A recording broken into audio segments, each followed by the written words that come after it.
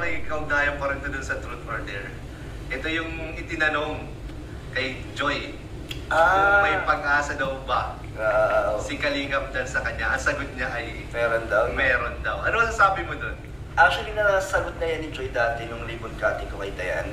Ay, oo nga. Parinaka siya niya, ni Kuya Ay, Brooks. oo, naalala ko. Pero wala ako doon. Pero ano ngayon? Ano ngayong feeling?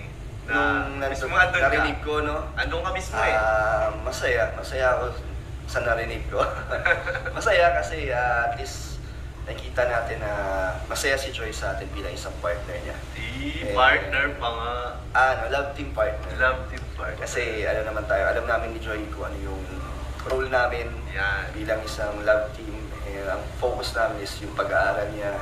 And ang bonus na lang yung mangyari sa amin yung mga totohanan, di ba? So, at least... Sana may bonus, no?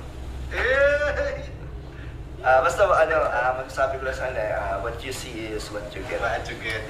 Yun, Salamat bro. Thank you bro. Salamat na unlakan mo po yung